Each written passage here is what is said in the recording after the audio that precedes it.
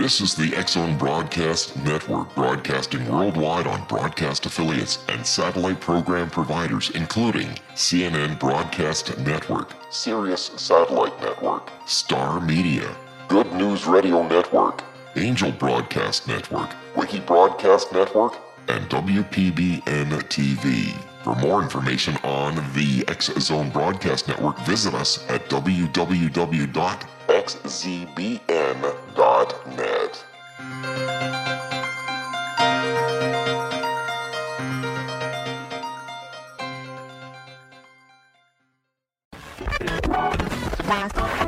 All Hit Radio.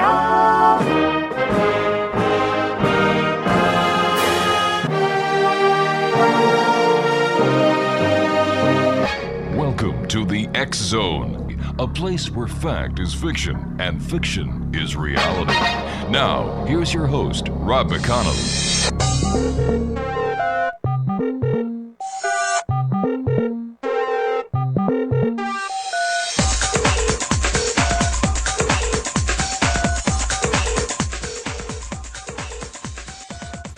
And welcome to the X-Zone, everyone. My name is Rob McConnell, and for the next 4 hours, I'm going to be your host and your guide as together we cross the time-space continuum to this place that I call the X-Zone.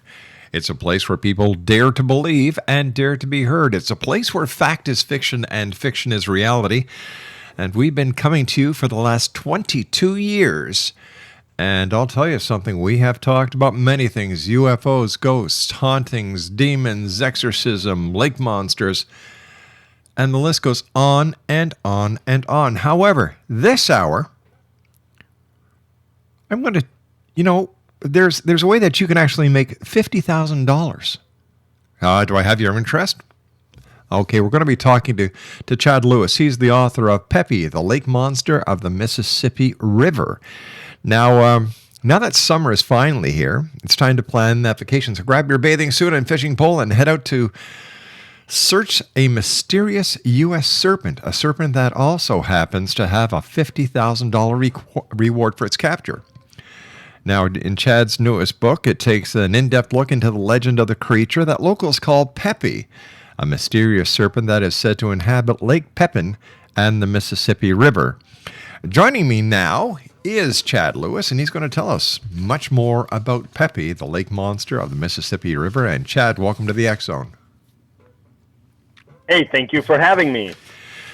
Chad, where does your interest in the strange, the weird, the bizarre, and lake monsters come from? I blame it on my home state of Wisconsin. Because when I grew up not too far from one of the three UFO capitals of the world that our state claims to have. And when I was in high school, I heard about all these people seeing UFOs in a nearby town. Mm-hmm. I was just about to go off to college to study psychology. So I traveled to the town and started interviewing people about what they were seeing in the sky. And then throughout my career studying psychology, I started looking at what makes people believe in the strange and unusual. And I started lecturing on my findings, very statistical-oriented stuff, very boring. You're glad you weren't there. But people in the audience that were there, they'd come up after the program and say, could you help me? I think my home's haunted, or I saw something in the woods I can't explain. Could you help me investigate? So it really just blossomed from there.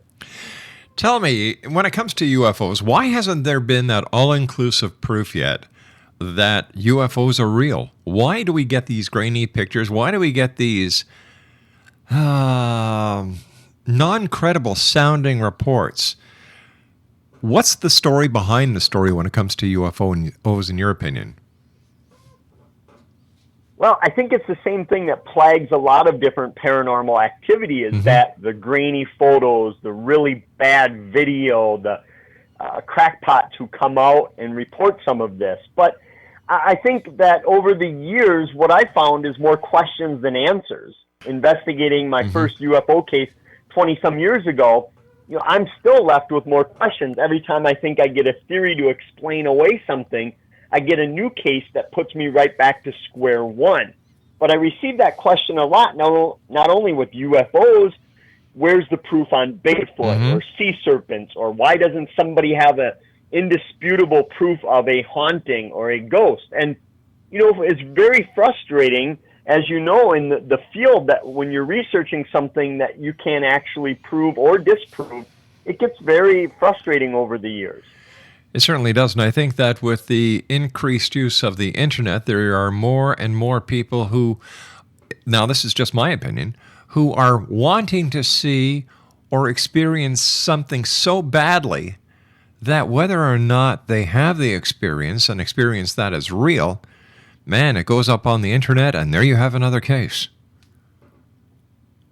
I completely agree. And what I found over the years and through my research is that when people go to these places, whether it's a UFO hotspot or an alleged haunted area, and they think something's going to happen, it's much more likely that something will happen, whether they create it in their mind or they open themselves up to it. I don't know, but the reports are that when people go somewhere expecting, it seems to follow format. All right, Chad, stand by. You and I have to take our first break. We'll be back in 2 minutes. X-Zone Nation, our guest this hour is Chad Lewis. And for over 2 decades, Chad Lewis has traveled the back roads of the world in search of the strange and unusual, from tracking vampires in Transylvania to searching for the elusive monster of Loch Ness to trailing the dangerous trails through remote villages of Belize and searching for ghosts in Ireland's haunted castles. Our guest this hour, Chad, has scoured the earth in search of the paranormal. We'll be back on the other side of this commercial break in 2 minutes, X-Zone Nation, as we continue talking this hour with Chad Lewis. And when we come back, we're going to be talking about the Mississippi lake monster. My name is Rob McConnell. This is the X-Zone. Don't go away.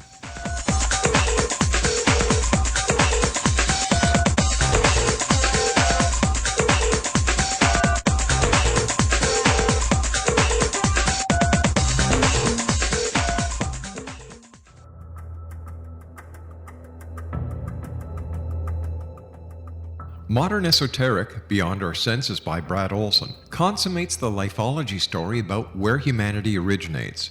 It is the lost continents, the primitive wisdom, the mythos of creation, and the rethinking of ancient history as we are taught in academia. There is much more to the story than what we have been told. As this is the first book in the Esoteric series, Modern Esoteric starts at the beginning of time and accelerates up to this modern age.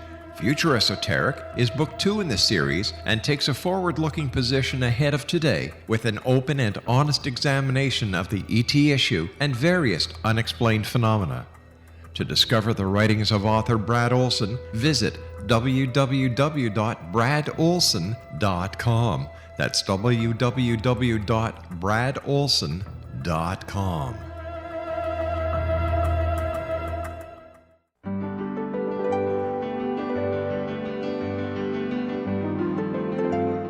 Named one of the world's greatest psychics, Elizabeth Joyce is now giving readings worldwide via Skype. Elizabeth Joyce is recognized for her clairvoyant ability to help find missing persons, her analysis of dreams, past life regression work, mediumship, and her accurate predictions. Elizabeth has been a frequent guest on the X-Zone radio show with yours truly, Rob McConnell, now for several years. For an appointment with Elizabeth Joyce, call 201-934-8986 or Skype at elizabeth.joyce.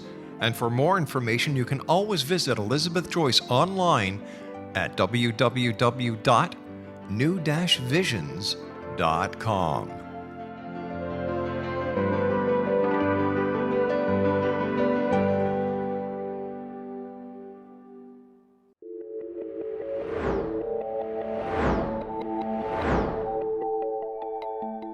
Do you have a dis-ease that you would like to alleviate through a natural means? Have you been contacted by angels, ghosts, or even extraterrestrials and want to validate these experiences? Or would you simply like to speak with someone who can help you find your life's purpose? I'm Dr. Joseph Mara, and I'm offering my services free of charge for first-time clients contacting me during the month of April.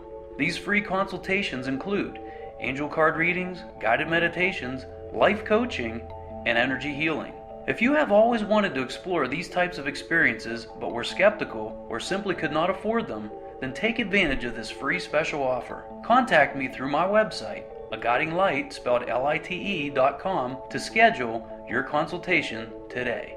Until then, I offer you love, light, and laughter.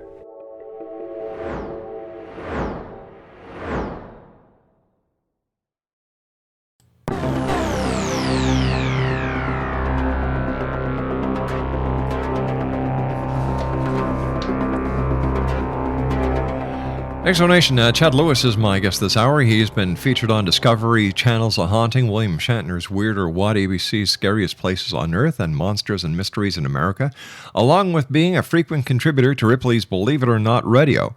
He has a master's degree in psychology. He's authored over 17 books on the supernatural and exclusively lectures on his fascinating findings. Now, this is what Chad believes in. The more bizarre the legend, the more likely it is that you will find him, Chad Lewis, there. His website is, website is www.chadlewisresearch.com. And Chad, welcome back to the X Zone. And I'd love to talk to you, Chad, if we could, this segment about Pepie, the lake monster of the Mississippi River. Tell us about Pepie. Certainly. Well, for starters, a lot of people have a little difficulty. It's a lake that's actually on the Mississippi River. Mm-hmm. It's a wide opening, about 22 miles long, nearly 2 miles wide. It separates the western portion of Wisconsin with the eastern borders of Minnesota. And dating back to the first Native Americans in the area, they believe that the waters are inhabited by some type of unknown sea serpent, if you will. Mm-hmm. Now tell me, how frequently is Pepie spotted, and how credible, in your expert opinion, are those sightings? Well, the first sightings that we know of, as I said, the mound builders that were there were the first people there. We don't know much about them, of course. The only way we gather the evidence is looking at their effigy mounds left behind, these sacred burial grounds that are in the shape of animals, usually seen best from the sky. Right. But once the Native Americans came in, a lot of the French explorers and fur traders came down and over and encountered them. One of the most famous was Father Louis Hennepin, who in the late 1600s reported seeing a huge serpent as big as a man's leg and 7 to 8 feet long inside the Mississippi River near Lake Pepin. So we have sightings going back to the 1600s, but it wasn't until the white pioneers started settling the area that a lot of the newspapers started covering the sightings that took place in the lake.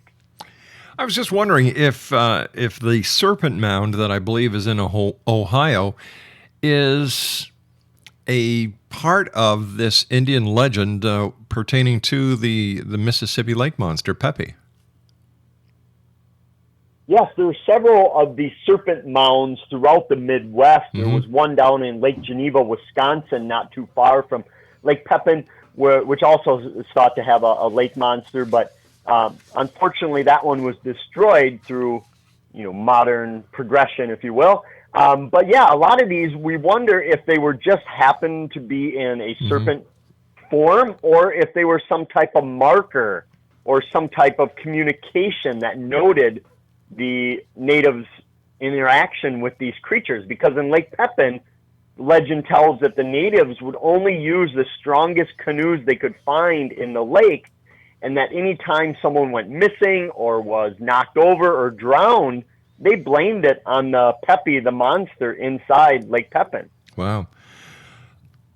How did you discover the legend of Pepie? That's an interesting point, because I had been researching other lakes and rivers and streams of sea serpents in Wisconsin. And during the 1800s, early 1900s, over a dozen of our lakes, rivers, and streams in Wisconsin were thought to be inhabited by these monsters, these lake beasts. And in 2008, while I was researching stuff for a different book, I ran across Larry Nielsen's $50,000 reward for the capture of this creature in Lake Pepin. And I immediately got in contact with Larry, and that's when my research on Pepie began. How many people, to your knowledge, have actually seen Pepie in recent times? Yes. In more modern sightings that we have about 15 confirmed sightings from people that believe they've seen it. Now, we assume that there are many more who don't report it, or they just kind of throw away their sighting as it must have been a submerged log or possibly a lateral wave or something else. It couldn't be a serpent.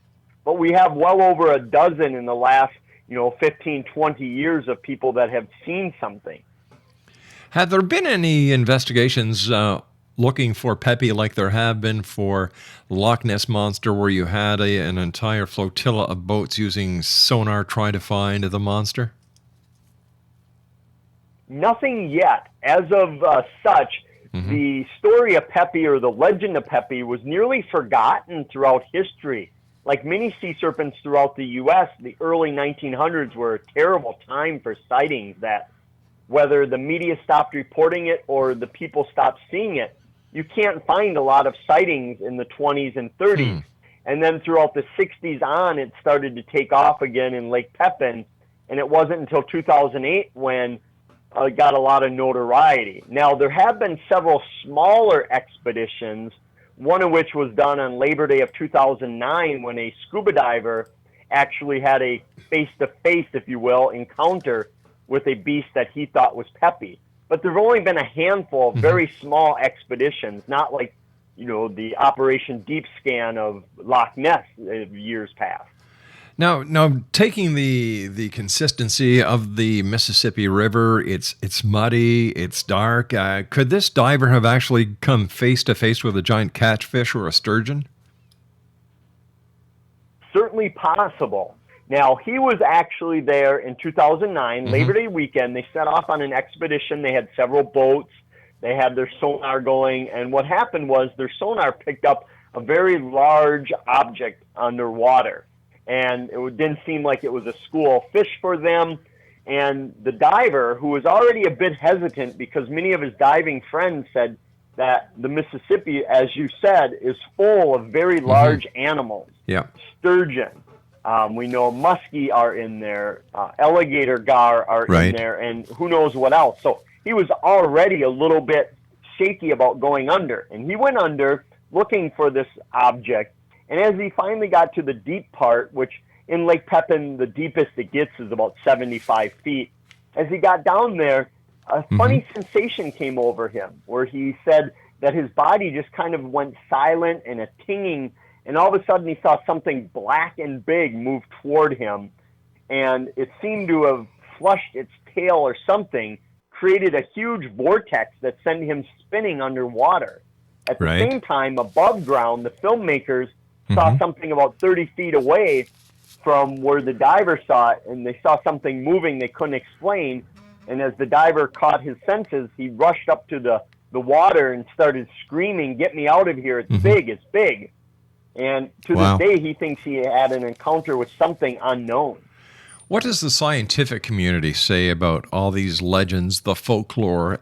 Is there any basis for the scientific community to actually take these sightings seriously?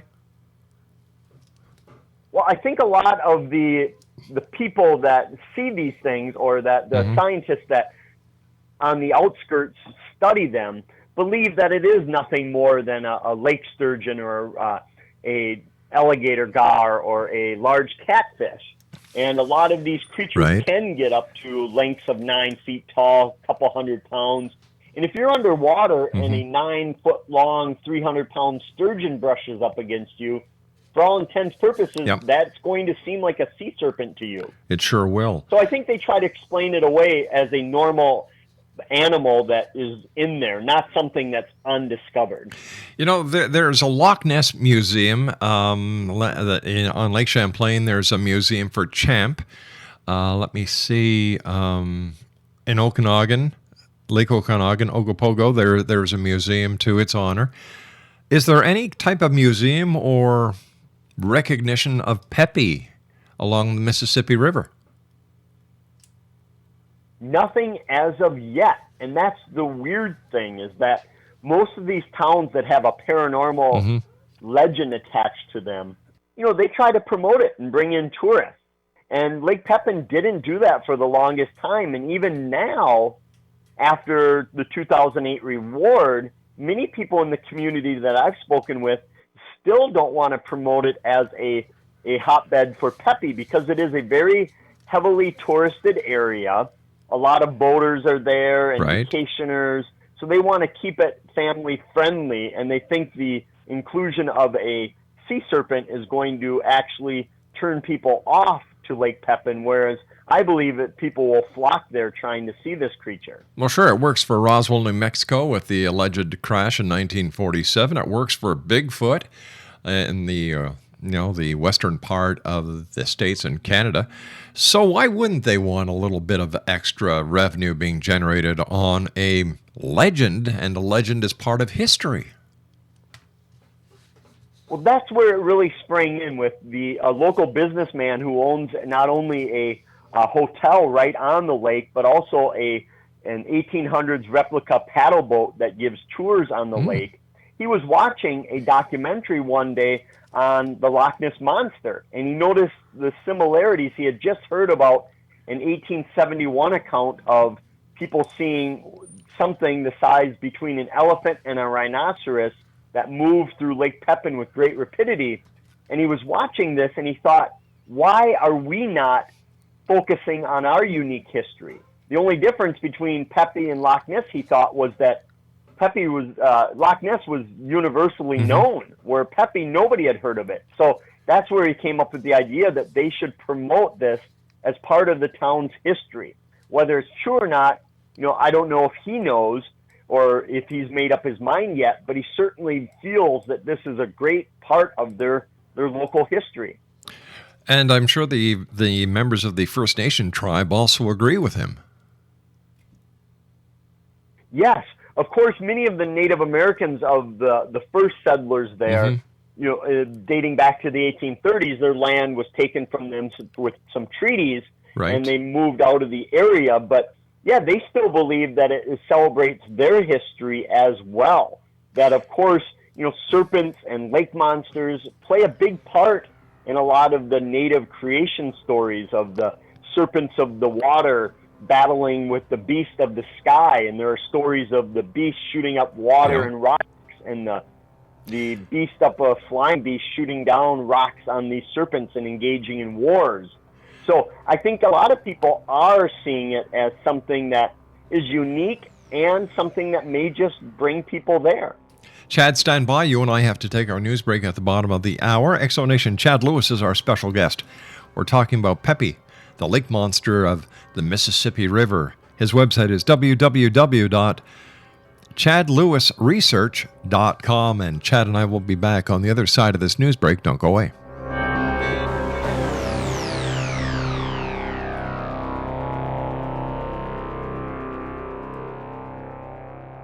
Are you considering calling a psychic to read your situation?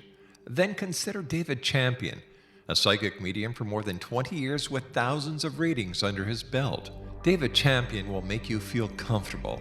He has proven to be honest and accurate. He's a straight shooter. There's no guesswork. What he sees is what you get. While he is a medium, most of the calls focus on relationships, not only love, but work, school, neighbors, and more.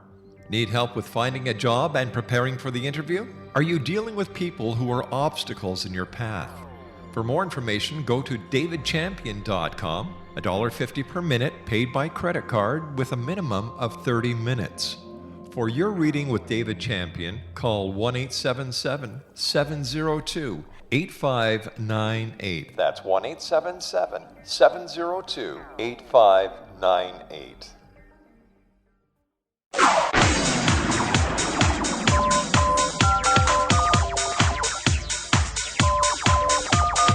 Now you can dial in to listen to the X-Zone radio show from anywhere in the world with Rob McConnell 24/7, 365 by dialing 213-401-0080. That's 213-401-0080. If you have a mobile phone or landline, the X-Zone radio show with Rob McConnell is now at your beck and call at 213-401-0080. That's 213-401-0080, 24/7. 365.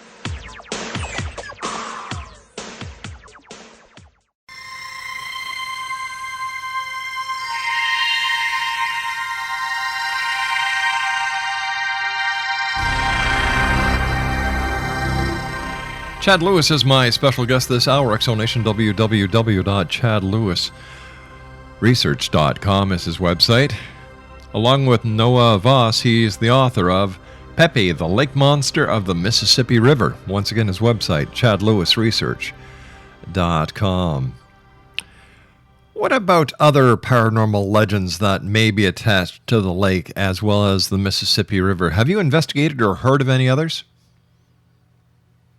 Yes, there are several others that seem to add to the mystique of the Mississippi River, of course, and Lake Pepin.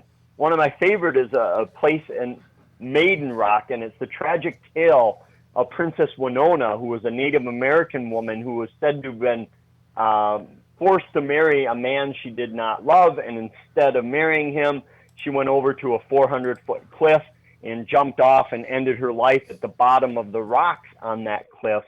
And ever since this story originated, which we've dated it back to the early 1800s, maybe even the late 1700s, people have seen what appears to be this spectral image of this woman jumping off of a cliff. Others will hear her death song that she allegedly sang as they pass by Maiden Rock, which is a well-known feature of rock on the Wisconsin side of the Mississippi. People will hear the song of this maiden, yet nobody can be found. And those who go to Maiden Rock, even in the water, just get a sense that something's not right, that they're picking up on something that this shouldn't be there. You know, there are many similarities between the story that you're telling me, the legend that you're talking to me about, and our very own Niagara Falls, Ontario, where there's a rich history of First Nations, and there's also a history of a maiden involved in many of the legends. There's a history of a serpent in the base of the falls. And here's another interesting similarity: Father Hennepin was there as well, and believed in this legend. Yeah, we may have Father Hennepin to thank for many of these stories, and whether he embellished them or not, we don't know. But it was his job to write down a lot of the wildlife and the plant life, and he ended up taking down some folklore as well. I'm just wondering if he used the folklore as a way to bring people towards his religion, Catholicism. You've got monsters, and, they are there, and if you believe in our God and our religion, you will be protected. It's a bit of a marketing tool for way back then, but you've got to think of all possibilities. Certainly, a scare tactic seems to be one of the best things you can use to get people. So, that's a great point. I hadn't thought of Father Hennepin using it to his recruiting, if you will. Well, we know that works today in religion as well, so we'll just leave that for another show. On your expeditions, what methods have you tried to capture proof of Pepie? I've been on 2 official expeditions and dozens of day and weekend trips to Lake Pepin. My first expedition was in 2011, the second one much longer in 2013. And we ran the gamut of things using. We had our sonar going. We had underwater cameras and video going. We had people with a makeshift chum and fishing trying to capture it. We even were in the water ourselves, looking to use ourselves as some sort of bait to try to lure this thing in. So we tried to capture everything we could, because we really, when dealing with the unknown, we really don't know what's going to work. And it's hard to rule out something as being too weird and too bizarre when you're dealing with the weird and bizarre. And as a credible researcher and as a psychologist, did you check with local law enforcement, sheriff's office, or even the Coast Guard to see if they had any reports? Yes, we talk not only with local law enforcement, but with the local DNR, the Department of Natural Resources. Yeah. And again, a lot of them felt that it was nothing more than a common animal that you would find, or a fish or sturgeon, things we had mentioned before.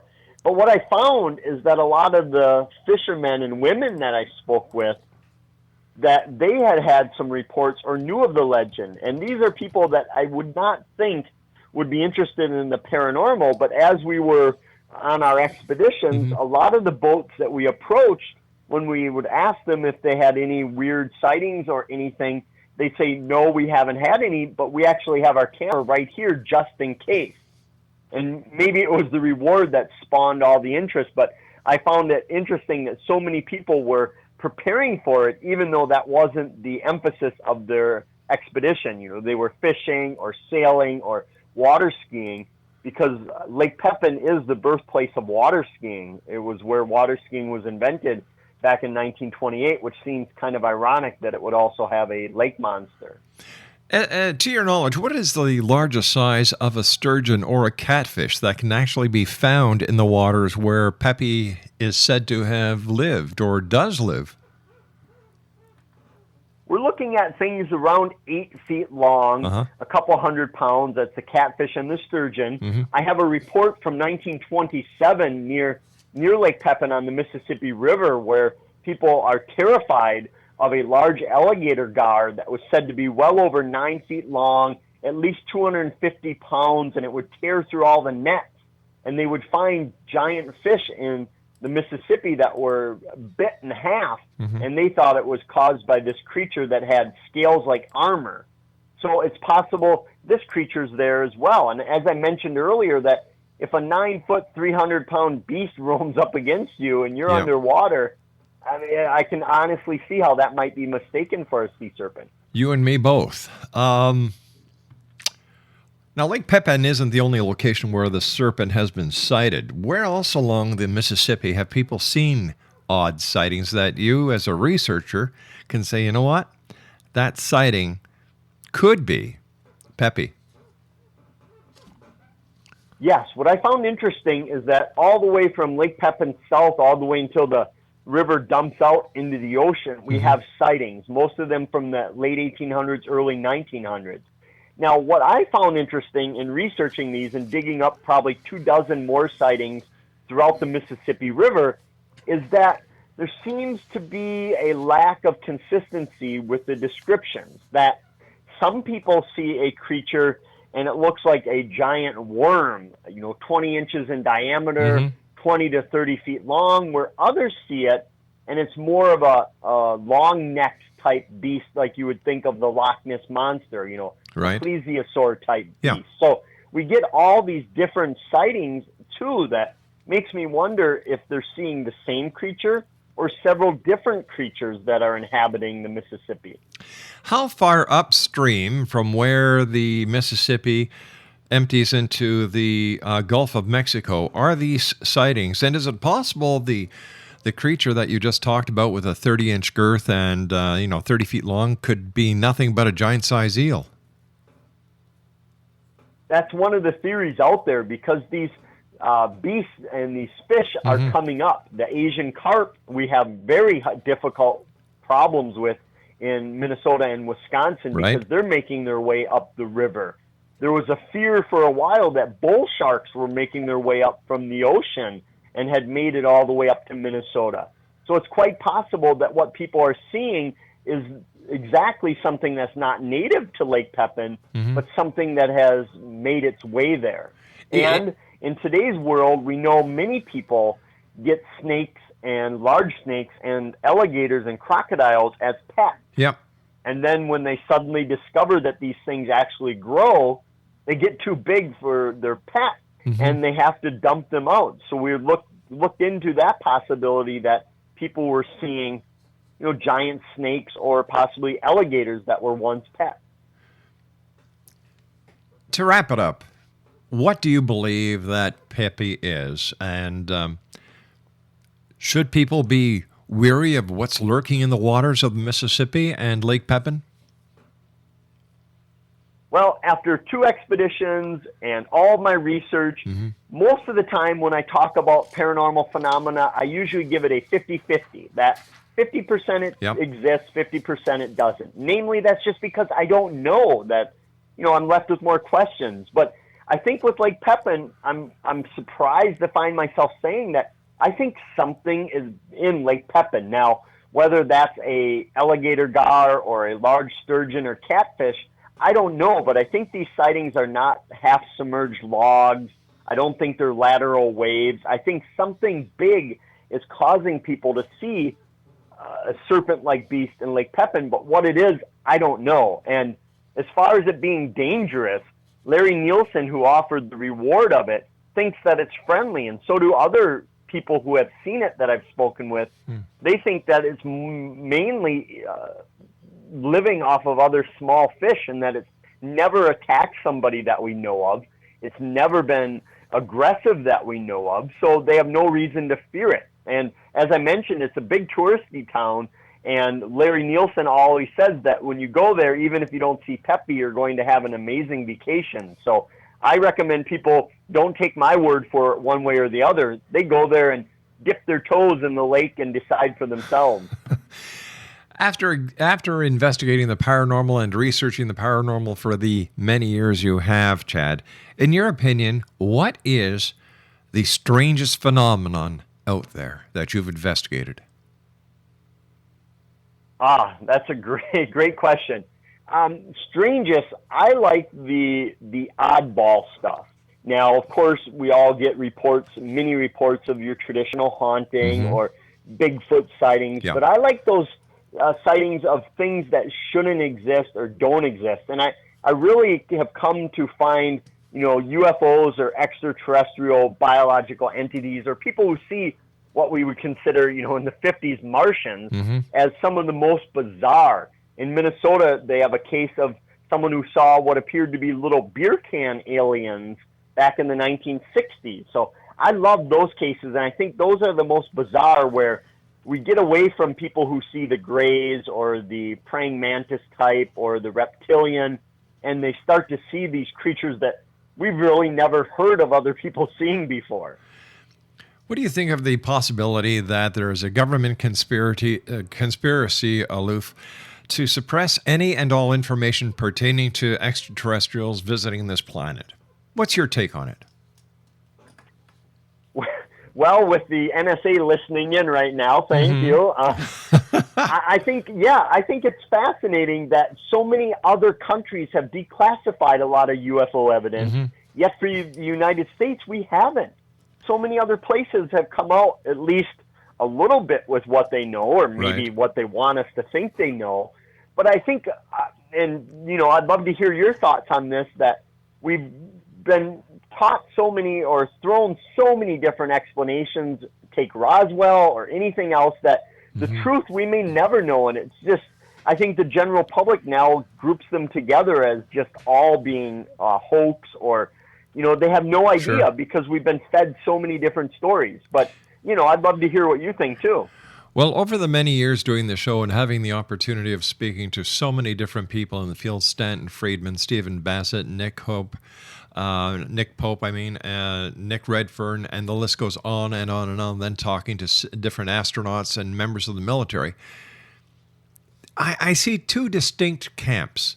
I see one camp that screams cover-up, conspiracy, because the government will not release information that the UFO community, believe the government has.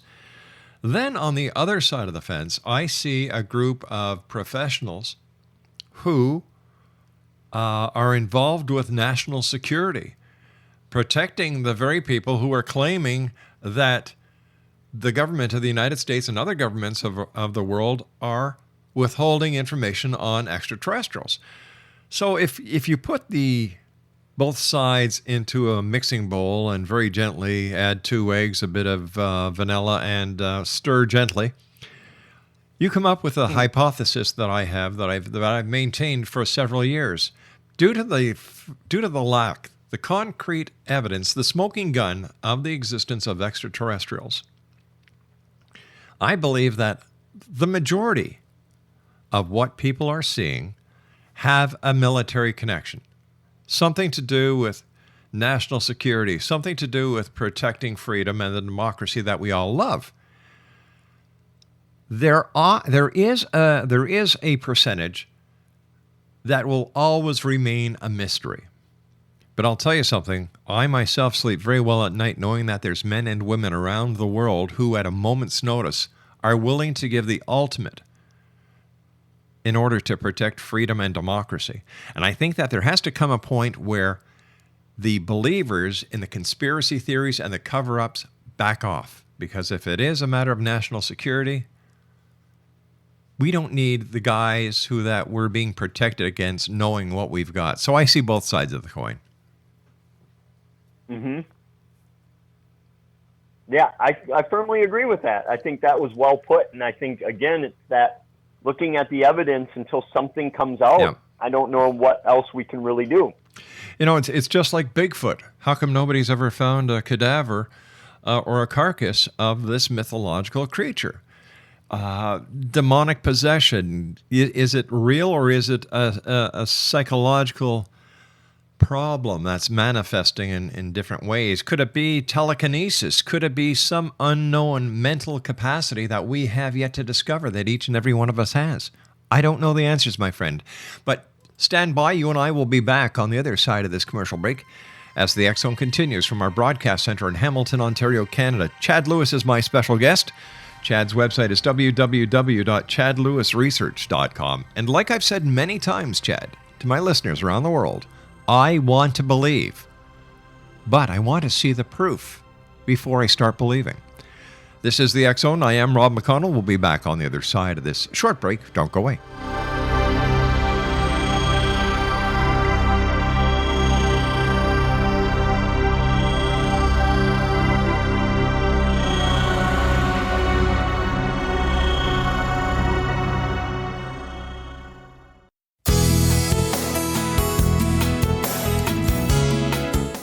With each new extreme weather event or terrorist act, it becomes increasingly obvious that we live in uncertain and challenging times.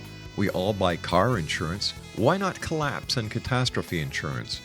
Matthew Stein, an MIT-trained engineer and green builder, has written 2 outstanding books to help people prepare, plan for, and deal with everything from minor situations lasting a few days to full-on collapse. Matt's first book, When Technology Fails, is a manual for self-reliance, sustainable living, and surviving the long emergency. This massive book covers the gamut from first aid and emergency preparedness to alternative healing, renewable energy, primitive living skills, and 18th century technologies that could be critical to your comfort and survival in a long-lasting crisis.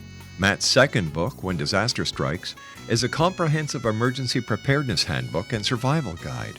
When Disaster Strikes is an essential item for every family's go bag. Both books are available at all usual sources. There's a wealth of totally free information posted at whentechfails.com, and author-signed copies may be purchased at mattstein.com. That's www.whentechfails.com and www.mattstein.com.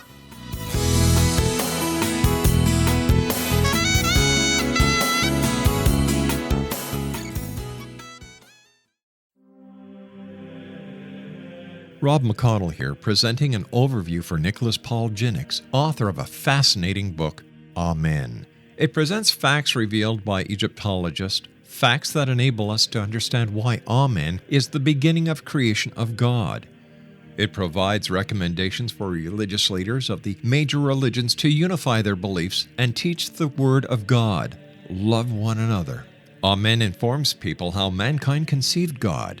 It was the Egyptians that developed the concepts of a soul, a hereafter, and Son of God. And finally, after the worship of many gods, they conceived the belief in one universal God, the maker of all there is. For more information, visit www.futureofgodamen.com. That's www.futureofgodamen.com.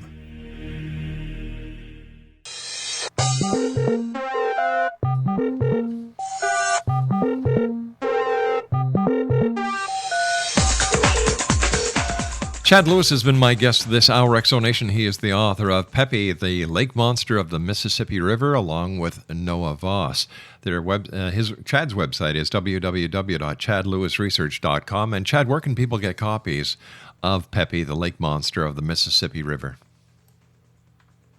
Sure. If you can find a bookstore anymore, you can get it there. Otherwise, online on my website, Amazon, wherever you go, you can pick it up. What do you think the future of Pepie is, my friend? Well, I'd like to see somebody capitalize on that reward and capture something that will get them $50,000 in their bank account. But I think that it's going to grow as your show and others start reporting on it. More and more people are going to keep an eye open for it. And I hope we get a lot more sightings and finally solve this mystery. But yet, part of me hopes that it continues on forever. Chad, before we say so long, and it's been a great hour having you, would love to have you back in the future. What is your opinion of that very famous haunting called the Amityville haunting? Yes, well, many of your listeners should know that that's a little before my time. I haven't personally been there to investigate. But what I find fascinating, not only with the DeFeo family's story and the whole Amityville, which is now 2 new documentaries that have recently come out on it, but that they're tied into these places that have a story of suicides or deaths or serial murders or gangster hits, all these things that end abruptly that seem to force, maybe leave some type of imprint on the location.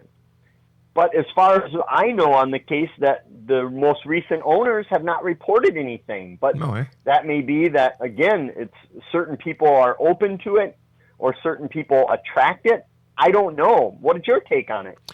My take is, after researching it from the analytical side and seeing the different documents pertaining to the Defoe family, pertaining to the real estate deal, pertaining to their financial records, I just think it was a real estate deal gone bad, and they had to do something to get out of it. A best-selling book and a movie certainly wouldn't hurt. Oh, it didn't. I bet you it didn't. What do you think in the future people will see proof of when it comes to the paranormal? Do you think there will be anything concrete in the very near future?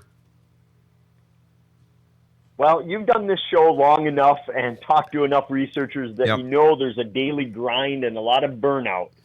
Looking back at some of these cases that go back hundreds of years that we haven't solved, I don't have high expectations that we're going to solve it anytime in the future. And maybe we're not supposed to, I don't know. But as I look at my research, I don't see it coming to an end anytime soon.